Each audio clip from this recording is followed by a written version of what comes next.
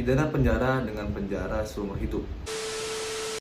Pada video kali ini, saya akan mengkampanyekan perilaku anti korupsi yang selama ini harus ditegakkan terhadap proses pelayanan masyarakat, khususnya di lingkup pemasyarakatan.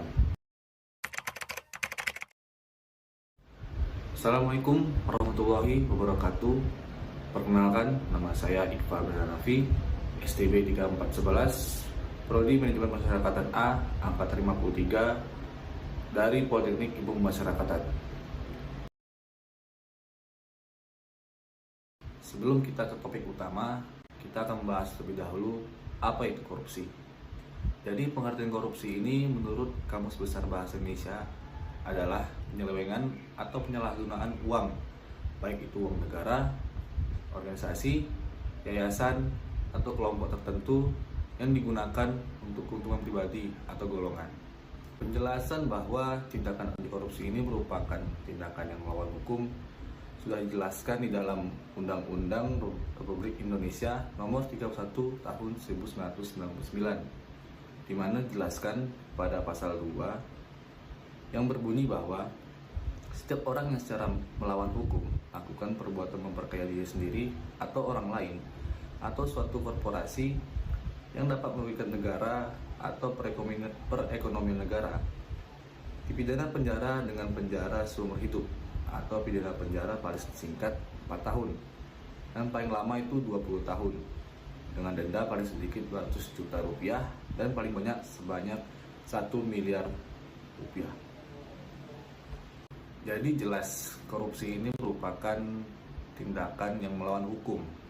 Jadi siapapun yang melakukan korupsi atau melaksanakan korupsi ini jelas akan mendapatkan hukum yang setimpal.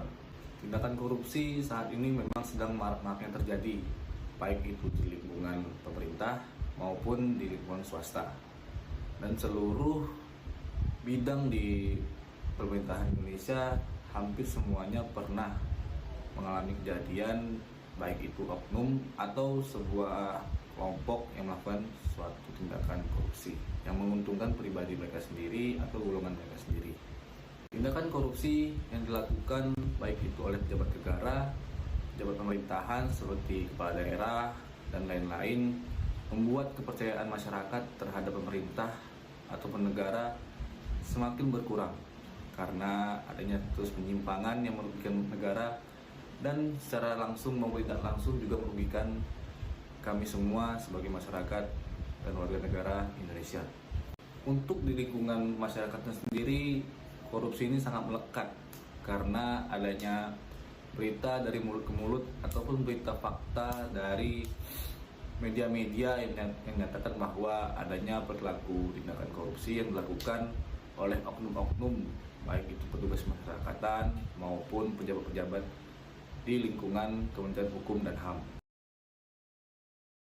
Salah satu tindakan korupsi yang pernah dilakukan di lingkup masyarakatan yaitu pada saat itu saya sedang melaksanakan praktik kerja lapangan di salah satu UPT di Kanwil Kepulauan Riau, yaitu Rutan Kelas 1 Tanjung Pinang.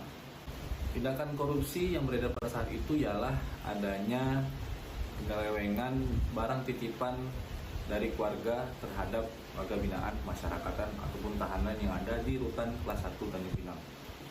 Jadi banyak warga binaan dan tahanan yang melaporkan bahwa barang yang mereka terima ini tidak sesuai dengan apa yang disampaikan oleh keluarganya.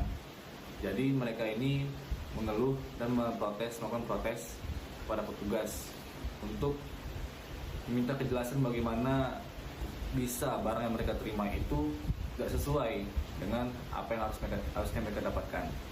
Karena banyaknya laporan dari warga binaan dan tahanan yang mengeluh karena menerima barang yang kurang atau tidak sesuai dengan yang harus mereka dapatkan, membuat petugas masyarakatan Rutan Tanjung Pinang mengambil tindakan dengan menindak langsung proses administrasi penerimaan barang, pengecekan barang titipan hingga pendistribusian barang titipan untuk warga binaan dan tahanan. Setelah diselidiki, ternyata memang ada petugas yang melakukan pungutan liar terhadap proses penerimaan barang titipan dari keluarga kepada warga binaan masyarakatan.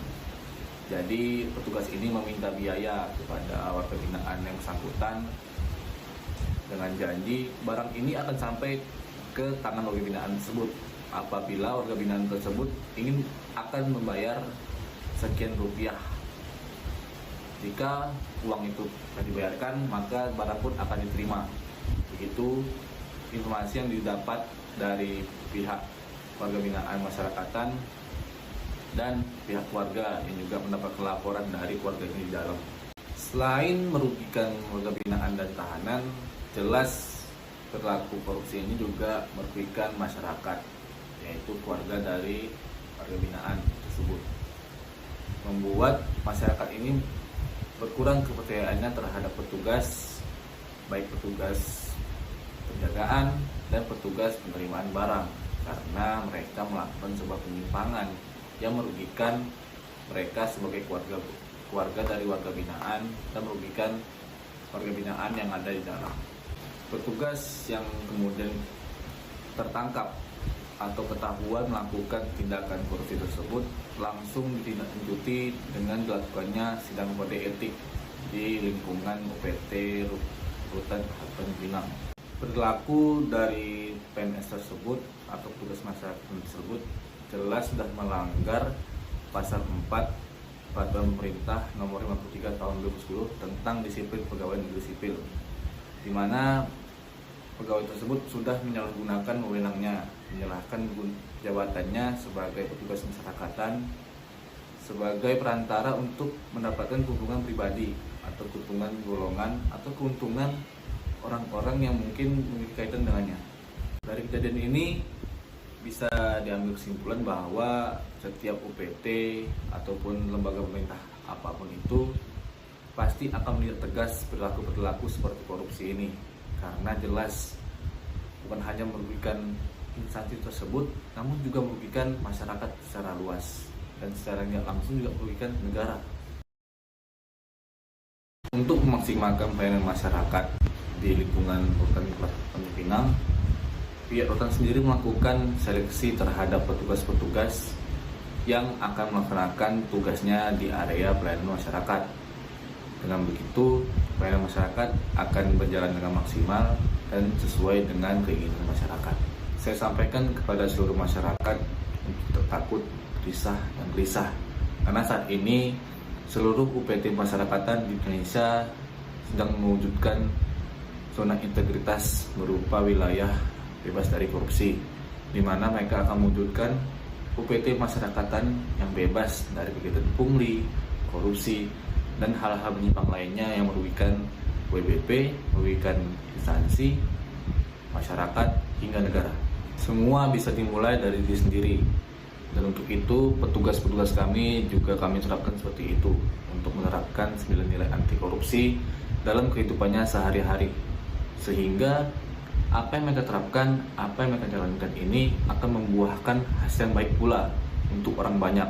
Saya berharap kepada masyarakat, khususnya keluarga dari warga binaan masyarakatan, agar mau bekerja sama dengan kami untuk menerapkan nilai-nilai anti korupsi ini, sehingga penyelewengan, penyalahgunaan baik itu uang atau barang yang ada di lingkungan masyarakatan tidak terjadi lagi. Apabila kerjasama yang dimaksud dapat terwujud, maka semua pihak akan senang, semua pihak akan untung. Jadi tidak ada ruginya kita memulai untuk melakukan tindakan-tindakan yang positif, baik untuk kita sendiri maupun untuk orang lain. Kami sebagai petugas masyarakatan jelas akan melawan secara keras terhadap tindakan korupsi ini. Kami akan menindaklanjuti secara tegas apabila kedapatan dari petugas kami melakukan korupsi ataupun masyarakat yang mencoba untuk melakukan korupsi di wilayah masyarakatan. Itu kita sebagai warga negara Indonesia, marilah kita sama-sama menerapkan nilai-nilai anti korupsi di kehidupan kita sehari-harinya, sehingga efeknya ini juga akan membawa kita ke arah yang lebih baik, baik itu lingkungan keluarga, lingkungan pekerjaan, masyarakat, hingga negara. Sekian video saya mengenai tindakan anti korupsi di lingkungan masyarakatan. Saya harap video ini dapat bermanfaat bagi yang menontonnya. Saya akhiri, wassalamualaikum warahmatullahi wabarakatuh.